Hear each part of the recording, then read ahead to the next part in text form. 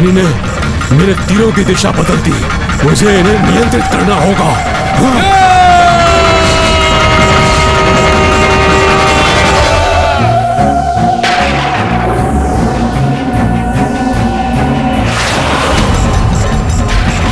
ये क्या हो रहा है? मैं अपने तीरों को नियंत्रित क्यों नहीं कर पा रहा हूं?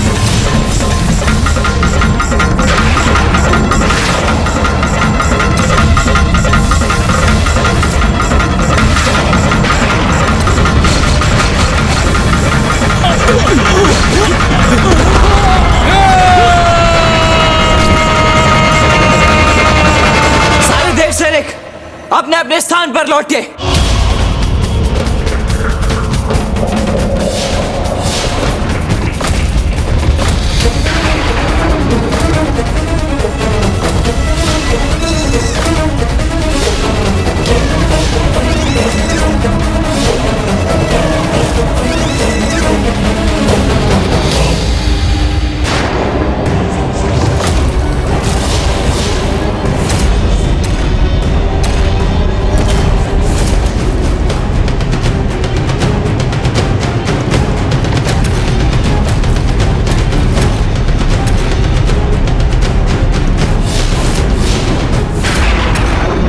अब हमारी व्यूह रचना पुनः सुदृढ़ हो गई।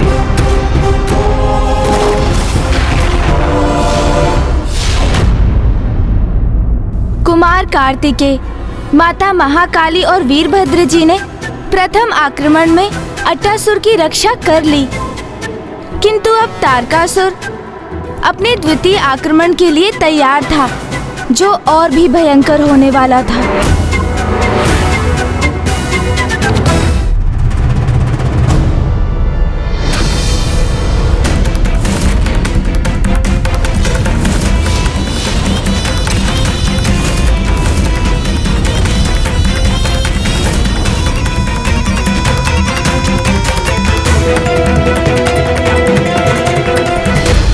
कहो देव सेनापति,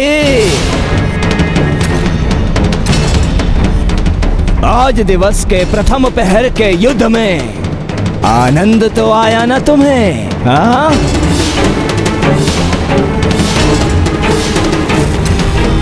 इस प्रहर के युद्ध में सिद्ध कर दिया तुमने कि तुमसे अधिक कुशल रणनीतिज्ञ हूं मैं युद्ध के प्रारंभ में ही अपने सर्वाधिक शक्तिशाली महायोद्धा, ये चक्रव्यूह और अपनी रणनीति और ये वीरभद्र और देवी महाकाली सबकी सहायता प्राप्त कर ली तुमने,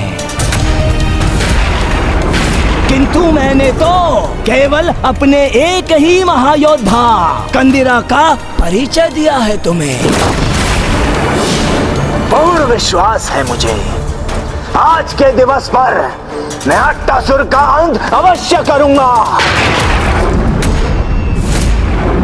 और मेरे महायोद्धा मेरे एक आदेश पर तुम्हारी सेना को नष्ट भ्रष्ट कर देंगे।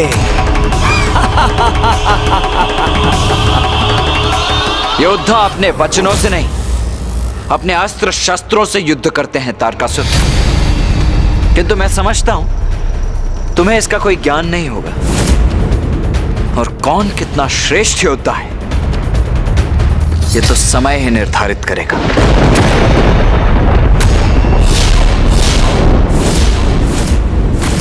वो ज्ञात करने का समय अब आ गया है कुमार कार्तिकेय। आक्रमण! असुर महाराज तारकासुर की जय! त्रिलोक विजेता तारकासुर की जय! जाओ हंतक, कंदिरा, त्राही मचा दो इस देव सेना में, जाओ।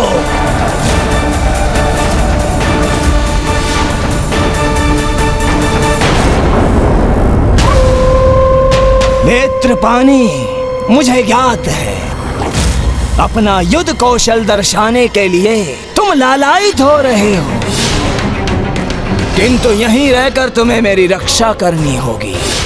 उचित समय आने पर मैं तुम्हें अवश्य याद करूंगा। और मैं महाराज, मेरे लिए क्या आदेश है? प्रतीक्षा करो बहुकाल, क्योंकि जो कार्य तुम्हें करना है वो अत्यंत महत्वपूर्ण है। उचित है महाराज।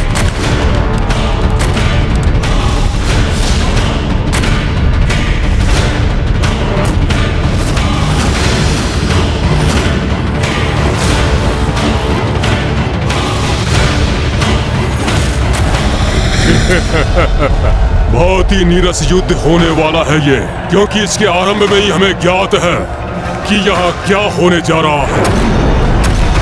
सदा यही भूल तो करते हो, देवताओं को कम आंकने की भूल। देव सेना अपने स्थानों पर स्थित रहकर इन असुरों को रोकने के लिए तैयार हो जाओ।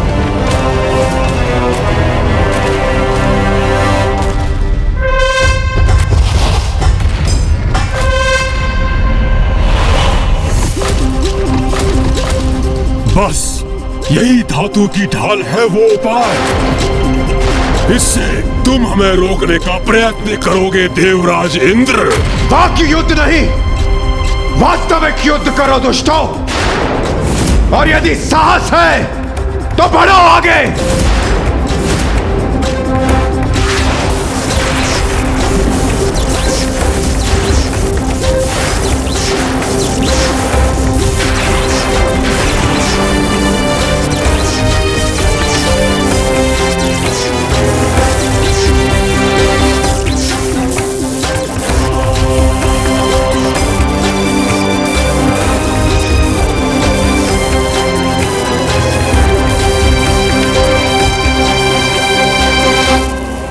देवराज इंद्र ने इन ढालों को अपनी विद्युत शक्ति प्रदान कर देवसेना के लिए एक शक्तिशाली विद्युत कवच का निर्माण कर दिया है।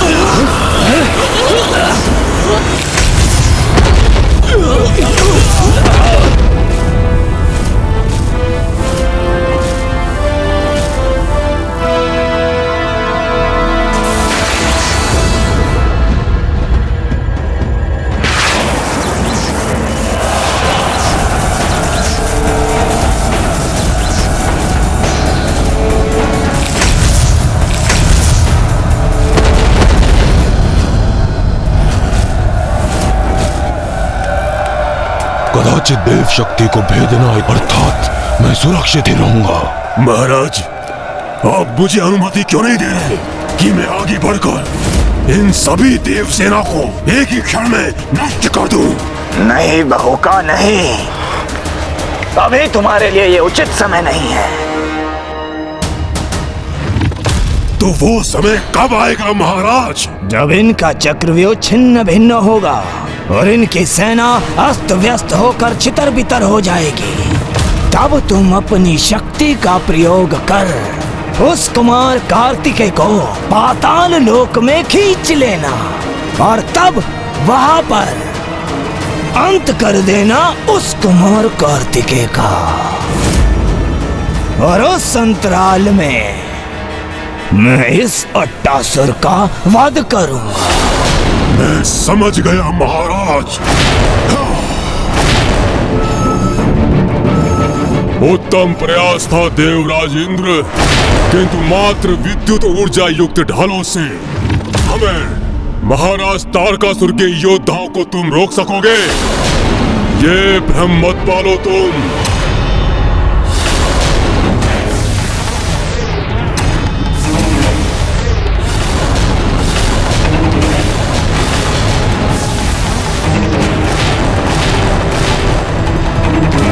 आगे बढ़ो, भेज देंगे इस व्यू रचना को। महाराज तारकासुर की जय! महाराज तारकासुर की जय!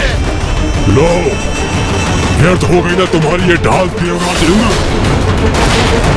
हमारे ये उड़नशील असुर सैनिक तुम्हारी इस ढाल को पार कर तुम्हारे व्यू में प्रवेश कर लेंगे।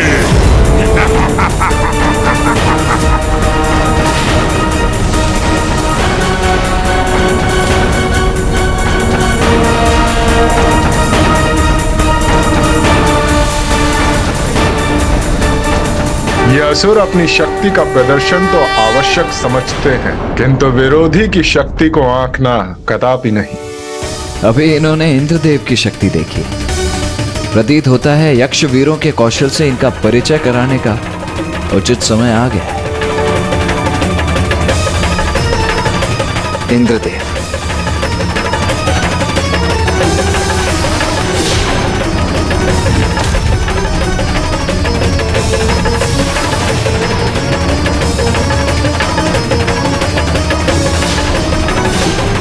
देवसेना सुदर्शन चक्रव्यूह।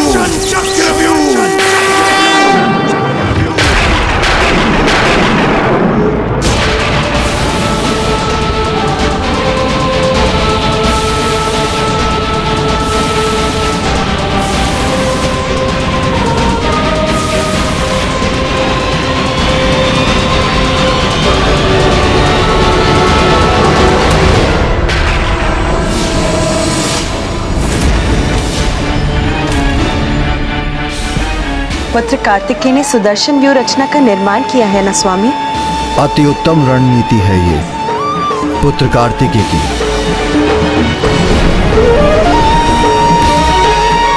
देव सेना के समस्त वृत्त एक के ऊपर एक स्थित होकर एक दुर्गाकार वृत्त का निर्माण कर रहे हैं।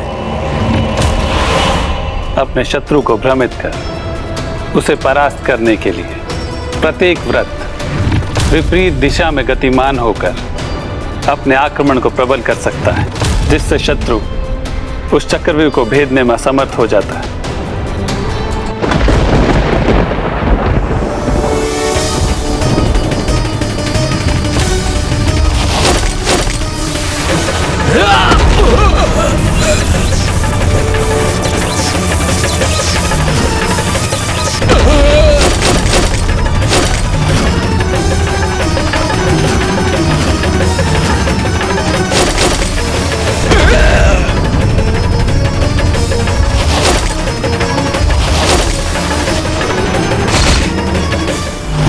ऐसे ही चलता रहे और शीघ्र सूर्यास्त हो जाए तो मेरे प्राण सुरक्षित रहेंगे।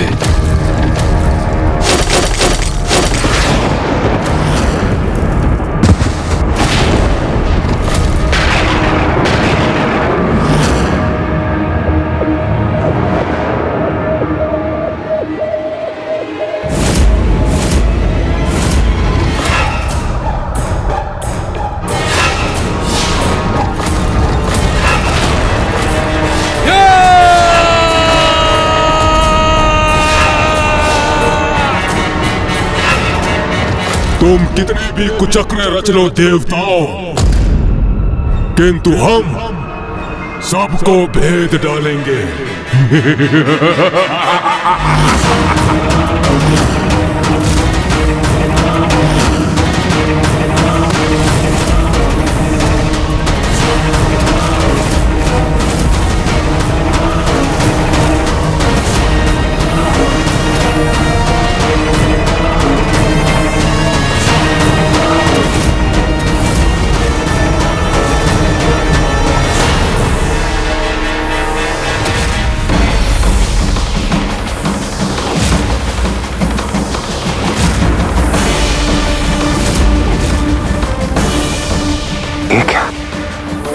हमारे सैनिकों की ढालों की शक्ति इस असुर के गदा की ओर खींची जा रही है।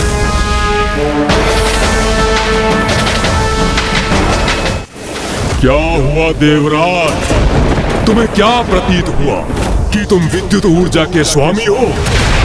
तो इसका प्रयोग करके तुम मुझे रोक लोगे? तो देखो, मेरी इस गदा ने तुम्हारी समस्त विद्युत ऊर्जा को शोख लिया है और अब मैं तुम्हारी विद्युत ऊर्जा का स्वामी बन गया हूं।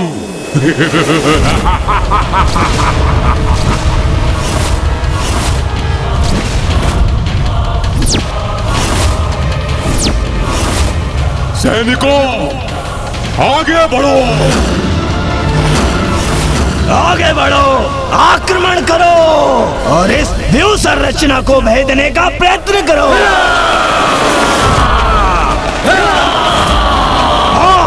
बहुत अच्छे।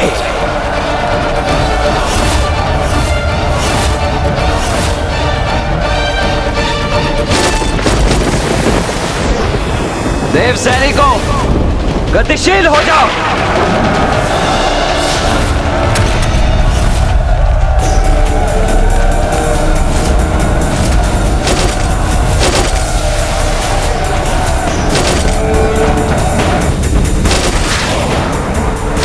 आगे बढ़ेंगे हम, भेज देंगे इस व्यूह रचना को।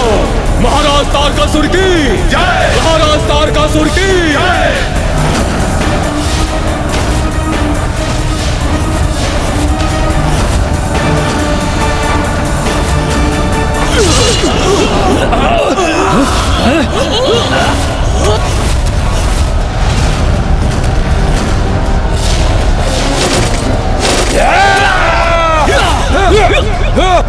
इंद्रदेव, तुम्हारी ऊर्जा को अंधकारमयी ऊर्जा में परिवर्तित कर तुम्हारी इस क्रीड़ा का अंत करूंगा मैं।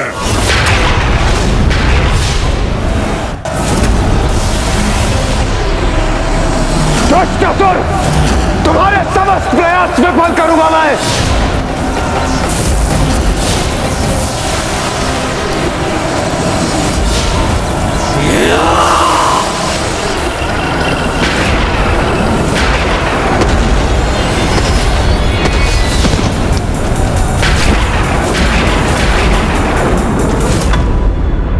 हंतक की गदा किसी भी देवता की ऊर्जा को सोखकर उसे अंधकारमयी ऊर्जा में परिवर्तित कर सकती है।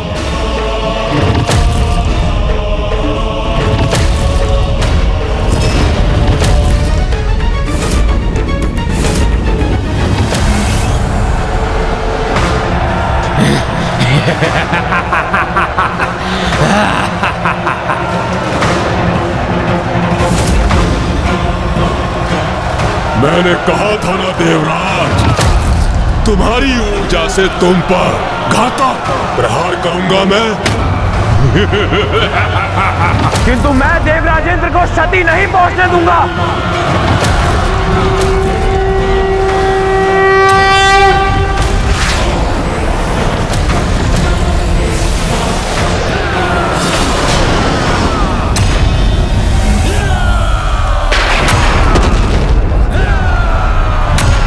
कदाचित तुम ये भूल रहे हो वरुण देव कि मैं भी यहाँ हूं।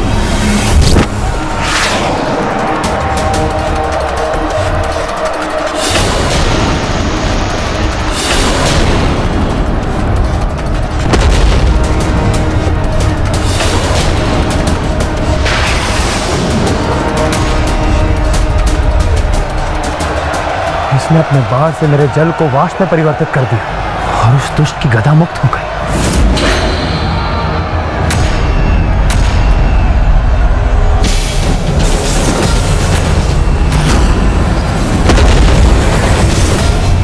मैं अपनी गदा पुनः अपने हाथों में लेकर इन देवताओं की समस्त ऊर्जा को खींच लूंगा मैं। तुम्हें तुम्हारी गदा से मैं दूर रखूंगा दुष्ट।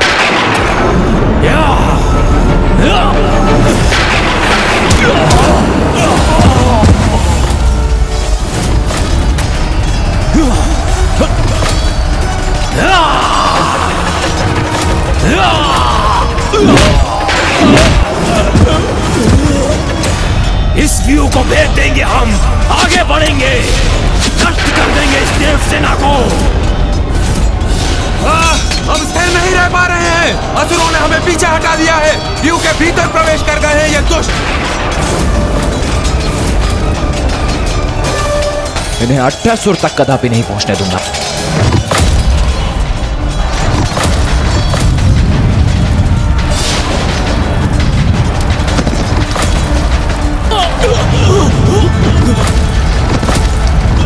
दुष्ट असुरों, कुबेर की गदा के समक्ष तुम टिक नहीं सकोगे।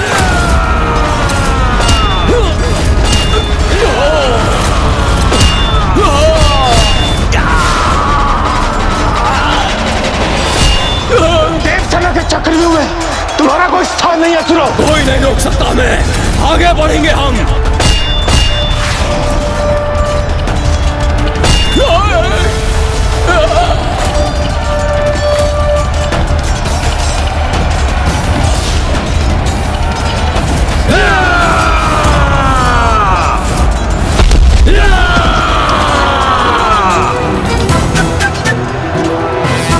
देवराज इंद्र और हंतक के युद्ध के मध्य सूर्यदेव आ गए और फिर कुछ ऐसा घटित हुआ जिसकी किसी ने कल्पना भी नहीं की थी। ये क्या?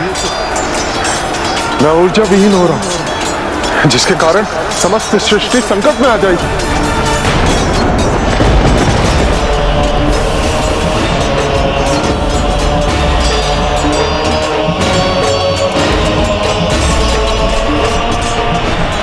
हंतक ने अपनी गदा शक्ति से सूर्यदेव की समस्त शक्तियों को क्षीण कर दिया था और जिसके परिणाम स्वरूप ही समस्त सृष्टि अंधकारमयी हो गई। ये क्या कर दिया आपने सूर्यदेव? आपकी ऊर्जा ही तो समस्त प्राणियों की ऊर्जा का आधार है। अब आपकी ऊर्जा से रिक्त होकर समस्त देवता एवं देव सैनिक भी ऊर्जा रहित हो गए।